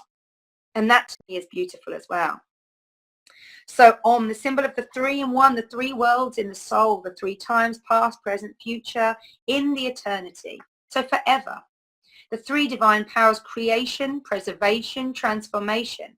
Now these I feel are interesting as well, right? Creation, preservation and transformation. Because if we look at the world we're in at the moment, we're moving through these. We have created a lot, right? Now we're in the idea of, oh my goodness, we've created so much that we're actually destroying things. And so the idea of preservation is coming up. And then finally there will be this transformation as we align it all. And we will move into a higher state, into a higher point of being, I believe. I believe in mankind. I do. I don't think we're lost. I don't think we are, down and out, that we've gone too far, that's it. I believe and I know that nature will keep regenerating itself. I believe that with the right attention, with the right mindfulness, with the right way of thinking and being, that we too can transform ourselves and regenerate ourselves. So this kind of part of all three, the creation, the preservation, the transformation, I think we're moving from the creation to the preservation. I hope we are. I hope we're moving into that self, that sense of aligned being, if you like. That for me is where we need to be moving to, and that for me is certainly something that I'm overjoyed whenever I see any evidence of that, because it's forward thinking to my mind. The three essences: immortality, omniscience, joy in the one spirit. This is the word, the symbol of the master of the Lord, the perfected spiritual man. Om. Because I think of the recognition that it is none of these things and all of these things all at once. So how amazing is that, to think past, present, future? Whoa, actually it's everything right here, right now. And this is perhaps the idea of kind of the quantum physics, the quantum creative states, all those sorts of things, that actually everything is here and right now. Actually, past can be recalled, future can be dreamt, created right now. You can draw this stuff to you. This is the one. This is everything. Everything is now. All opportunities are open to you. You just have to walk forward to take them. Everything negative that you tell yourself will remain with you, and negative and detrimental to you, because you allow it, because you don't move out of that stage. You know, it can be all at one. There is negativity in the world. There has to be, for us to be able to recognize positivity. It's just a way of our expression and our being and our experience. It doesn't mean we have to reside there. It doesn't mean you should reside in a negative state. Let there be soundless repetition of Om and meditation thereon. So get your head round it. That's what that says to me. Get your head round it. Sit with that idea of Om. Sit with the idea that it is the three in one, the three worlds, the past, the present, the future, the creation, the preservation, the transformation, immortality, omniscience, and joy. It is everything. It is everywhere. It is all encompassing. Sit with that for a minute. And that's what that says to me. Let there be soundless repetition of Om and meditation thereon. So say it, speak it. And once you've said it and spoken it, then bring it inward and soundlessly repeat. Soundlessly feel the reverberation of that knowledge, of that acceptance within you, and meditate on that. So meditation, again, clear your mind from all the other thoughts that you can, as many as you can anyway, and just keep coming back to that knowledge, that thing that you've gained now, that idea that you are one, you will always be one. This is simply part of the journey, and that everybody and everything is on the same journey as you are. There's a lot of, I mean, that's what really, I suppose, gives me my faith. It really does. It's that knowledge that that's true inside me, and that I accept myself as that part in this universe. I accept my role, and I will fulfill it the best I can by staying on the path, by keeping working, by keeping going, and helping people as much as I can. And I suppose that's one of the things that kind of Om has taught me. Thence come the awakening of interior consciousness and the removal of barriers. The barriers to interior consciousness which drive the psychic nature this way and that are these. So this is interesting. Sickness, inertia, doubt, light-mindedness, laziness, intemperance, false notions, inability to reach a stage of meditation or to hold it when reached. So the monkey mind. You've heard this term before, I'm sure.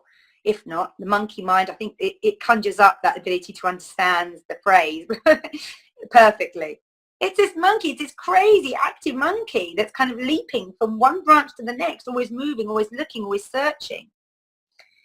It's sickness. Sickness can really do horrible things to your mind. You know, it can really make you feel, oh, why me? What have I done? Oh, I wish I hadn't done this. I wish I hadn't done that. I wish. It takes you out of the now, takes you back into the past, doesn't give you a future. Inertia, doubt, light-mindedness, laziness, intemperance, All of those things are instability in effect. They are the way the mind can dance, the way the mind can go from one thing to another, making excuses for one thing and then for another, not really fixing on anything, not settling on anything, not being content with anything. False notions, making up false realities in your mind, making up falsities in your mind to be able to deal with the present situation that you're dealing with at that time. It's understandable. It's understandable. It's a part of your psychic nature, but it's not, again, somewhere that you should reside. It's not a state that you should rest in. Inability to reach a state of meditation or hold it when reached. And I suppose when you've got all these things dancing around in your mind, then no, you won't be able to clear them because there'll be so many of them that you get rid of one and then another one will jump in because it's been desperate to be heard for goodness knows how long.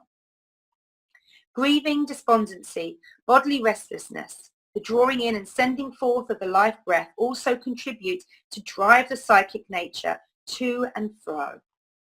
So grief obviously is a huge one, and we can grieve for a lot of things. We can grieve for people, we can grieve for our lives, we can grieve for a loss of lifestyle, a loss of material possessions.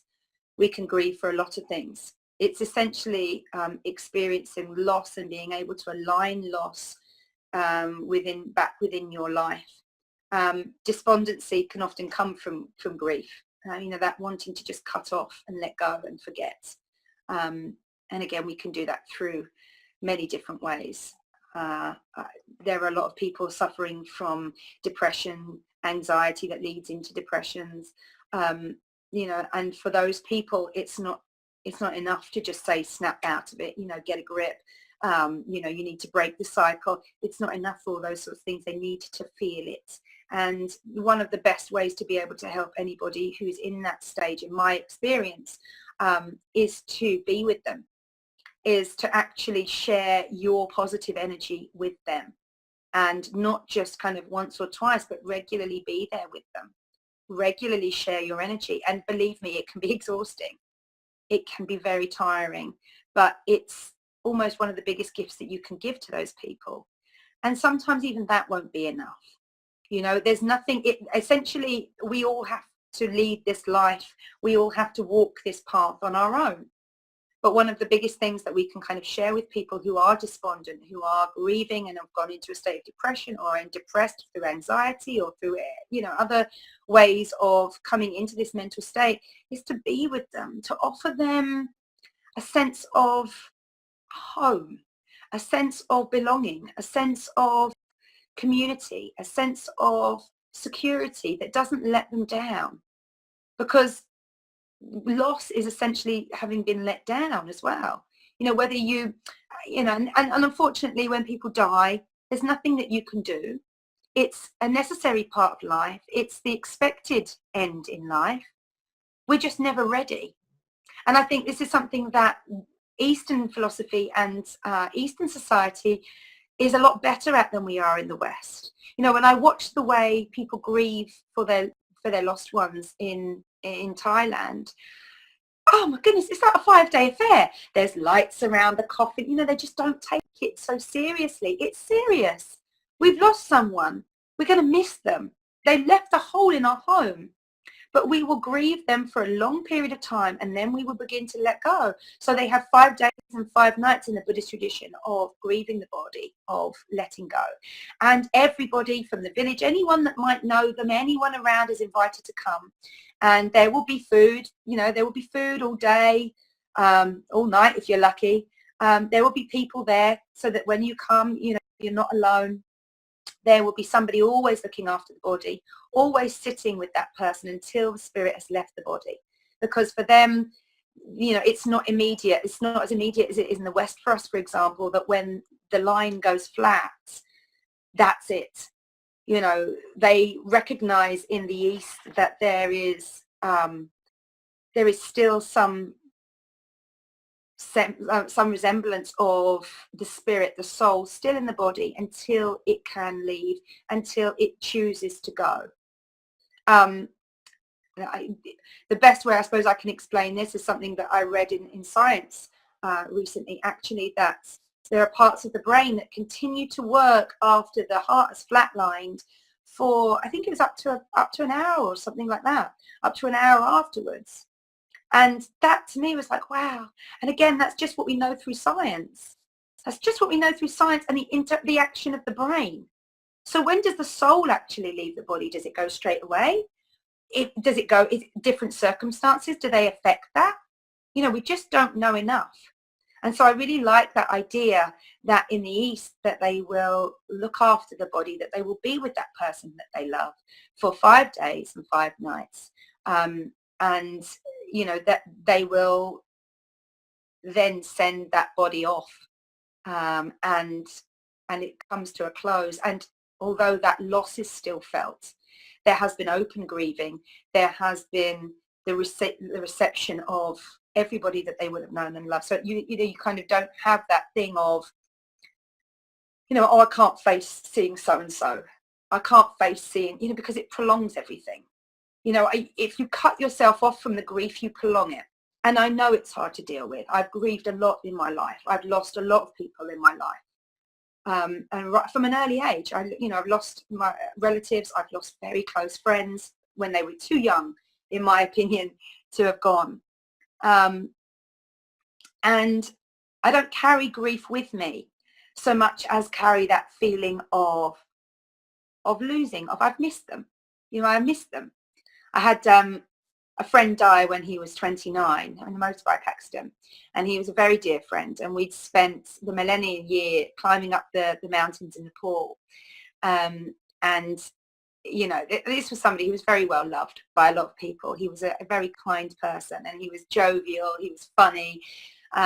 You know, he really lit up the room when he came in. And the funeral was packed, 300 odd people, you know, people standing outside the church that he was, you know, that he had his service in. It was super traumatic for his mum and his family. You know, they just weren't ready to let go of him, and none of us were. You know, we all felt like babies in the face of this death, I think. You know, it shocked us and surprised us, and it grieved us all almost immediately. And we all ricocheted from that loss for weeks and weeks and weeks to come, and would often hold one another. You know, I often remember some of my male friends, you know, like I'd go around to their house, or, you know, they'd come around to mine, and we'd bring Kirk up, that was his name, and we'd talk about him and the grief that they still felt that was still outpouring. And often you'd just hold each other just to be able to remember, and just to be able to almost deal with that together. And so funny, recently in my life, so we all used to hang around in this pub called the Drift Bridge, and outside the Drift Bridge we would all sit on these benches, especially in the summer. We would love it, you know. It is kind of a huge pinnacle for, like, and I'm talking about sort of, you know, 80, 100 people or something, you know, who are still present in my life, who would know this time and would have been a part of this time. And I'm so grateful that we're still so close in that sense. So we would always sit outside the Drift Bridge. So what we decided when he died was that we would all put him together for a bench in his name. And it was initially placed at the crematorium, and then it was moved from the crematorium to the Drift Bridge, because they'll only keep things like that for so long in the crematorium now. And then it has to be moved to a place of rest, if you like. And that for us was the Drift Bridge, somewhere where we could all commune, that there were all the memories, that we had all that sort of thing, and that Kirk loved to come. So then the Drift Bridge was bought, taken over, and turned into a block of flats. And one of the nearest people was a friend of ours, who came, got it in the back of his truck, took it back to his house, and had been like looking after it. But he was keen to kind of not just shoulder this all on himself. He didn't, you know, he'd been very aware that, you know, he wasn't just Kirk's friend. And although he'd taken this because he'd been the most local and the most convenient, if you like, that really this was something that we'd all put into. This is something that we all felt, and this was something that needs to be kind of shared amongst us all.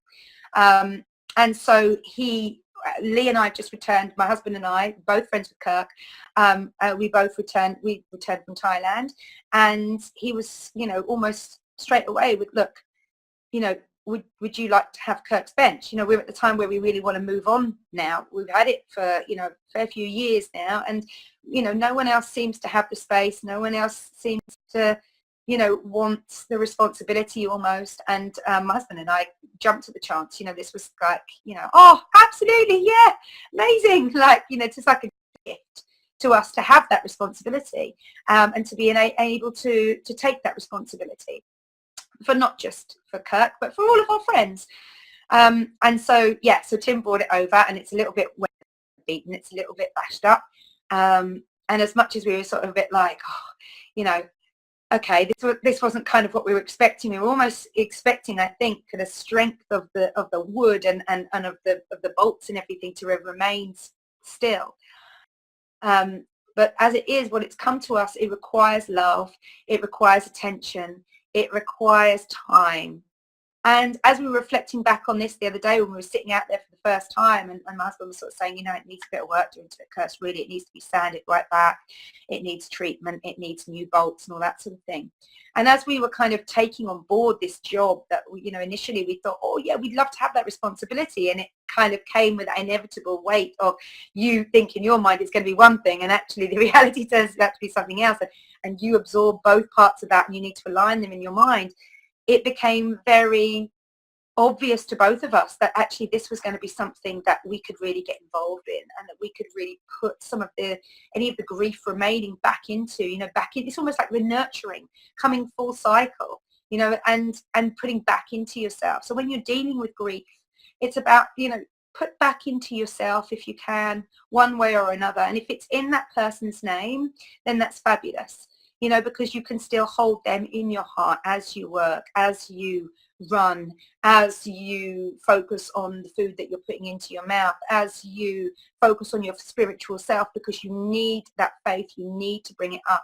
Imagine those people there alongside with you, because if you talk to any clairvoyant, if you talk to any spiritual guru or man of the cloth or anything, you know, everyone has these strange tales that they can't explain of spirits being around us and spirits staying close to us for one reason or another.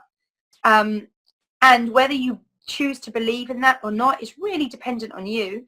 But you can always do things in somebody's name. You know, you can always better yourself because of the influence of the loss of somebody, or because you have recognized something or learned something through losing them that you didn't or you wouldn't have learned before. So it's quite a powerful thing, grief. It can be a catalyst for immense change. But important, I think, not to go through grief with the sense of it being a negative thing. Death, after all, will come to us all. It has to. You know, there's no escaping it. There has to be the change, the final change, if you like. The change is constant. And so look at grief as that as well. Look at grief as just part of that change, of the way that you deal with the loss, of the way that you begin to process the change that's invoked in your life, and move forward from there. So we're coming towards the end of the Sutras of Patanjali in the book in book 1, sorry.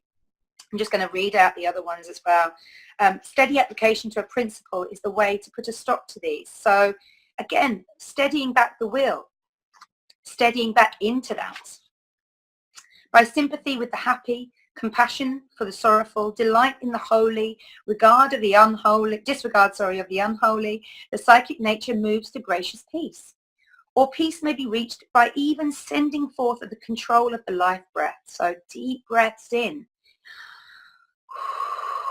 letting it go, letting it out. Faithful, persistent application to any object, if completely attained, will bind the mind to steadiness. If you're finding you can't get away from these mind thoughts, go into one thing, do one thing, even if it's cleaning the car, just do that one thing. Take action, move your energy out of your psychic self into your physical self to regain the control, as also will a joyful, radiant spirit, or the purging of self-indulgence from the psychic nature, or a pondering on the perceptions gained in dreams and dreamless sleep, or meditative brooding on what is dearest to the heart. Thus he masters all from the atom to the infinite.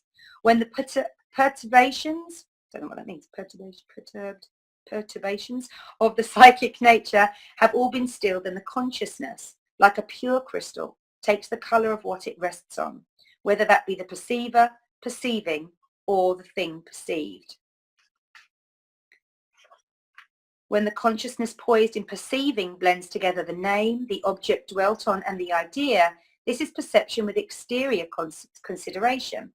When the object dwells in the mind clear of memory pictures uncolored by the mind as a pure luminous idea, this is perception without exterior or consideration. The same two steps when referring to things of finer substance are said to be with or without judicial action of the mind. This is, again, it's all talking about stepping away from the psychic mind, trying to decipher things, trying to congregate things, trying to make something out of things. It's just, it is what it is. It will be as it is. Subtle substance rises in ascending degrees to that pure nature which has no distinguishing mark. The above are degrees of limited and conditioned spiritual consciousness, still containing the seed of separateness.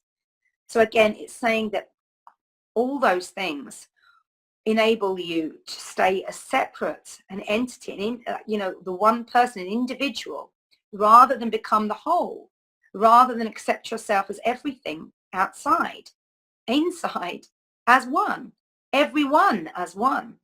Parts of human nature can be seen expressed vehemently through other human beings. We can see greed very obviously in human beings. We can see ego. We can see covetousness through actions, wanting something that you can't have and lusting after something that you can't have, to the point of hurting people, to the point of breaking up families, to the point of, all of those sorts of things. When pure perception without judicial action of the mind is reached, there follows the gracious peace of the inner self. So it's like when someone asks you, what should you do to be saved? You keep the rules, you keep to self-will, you keep to the discipline of yoga. In that peace, perception is unfailingly true. The object of this perception is other than what is learned from the sacred books or sound inference, since this perception is particular. So Patanjali says even anything that's written down, you're going to perceive in your own way. And this is what I explained when we started out. Like, this is my experience, is my perception. You should make your own. You must make your own. This is the way you carve things out, and you will bring something more, something extra, something different into this perception. That's why it's so crucial that we all do this work independently, so that we can then guide others who see things the same way as we do, because we don't all see the same things the same way. The impress on the consciousness springing from this perception supersedes all previous impressions. And finally, when this impression ceases, then, since all impressions have ceased, there arises pure spiritual consciousness with no seed of separateness left. Thank you so much for listening to me today. If you have any questions, unfortunately this isn't a live episode, but if you have any questions or any comments, please place them underneath the video or on the Conscious Consumer Network site, and I will endeavour to get back to them. I have been reading from the Yoga Sutras of Patanjali by Charles Johnson, the book of the spiritual man. And as I said at the beginning of this show, this is something that I lean into a lot to keep me on my path, to keep myself interested and to steel my will, if you like, into keeping myself focused on my journey and who it is that I want to become and I'm creating myself to be. And I invite you all to do the same. The next month I'm going to be spending in nature, in my world, traveling around France and Spain and Portugal with my family and my dog. We're taking it down. So I will see you again in September. Again, any questions, anything like that, you can contact me through my Facebook page, This Happy Guru. It's probably the easiest way. I keep having glitches with my website, but you can contact me through my website as well, which is thishappyguru.com. If you would require anything else from me, please do contact me. I'm open to all conversation, and I gratefully receive any feedback. Thank you so much for listening. Goodbye. Namaste. Yeah, you're off.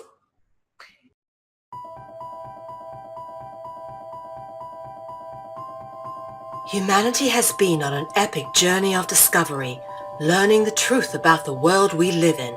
New discoveries about the true origins of humanity, ancient history, free energy, as well as the systematic corruption of world governments are now on the forefront of our daily reality.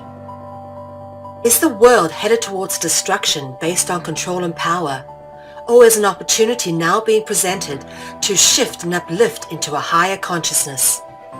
My name is Mel V, co-founder and creative director of Conscious Consumer Network, an independent broadcast network that was launched on the 1st of January 2015. In the last 3 years, Conscious Consumer Network has broadcast over 2,800 shows in multiple languages, featuring guests from across the world, whilst creating media that is aimed at the creation of a free, fair, peaceful, just, sustainable world. Conscious Consumer Network provides full training and an interactive support network for all broadcasters, and we are always looking for inspiring and educational content. Hi, this is Lady Liberty. And this is Miro Siegel. In 2018, Conscious Consumer Network has expanded to multiple broadcast locations, increasing our availability and reach across the world, remaining on the cutting edge of independent media. If we wish to create a better world, we must first create better media, geared towards real education instead of indoctrination. You guys really are what changing the world is going to be about. It's educating kids at a grassroots level. Having become a pillar of stability in the turbulent world of independent media, we have even more going on in 2018. Conscious Consumer Network is a publicly funded network, and we rely on all of you to keep us on the air. Show your support for independent media by donating to our 2018 Network Support Fund. Dare to seek a better world. Support independent media.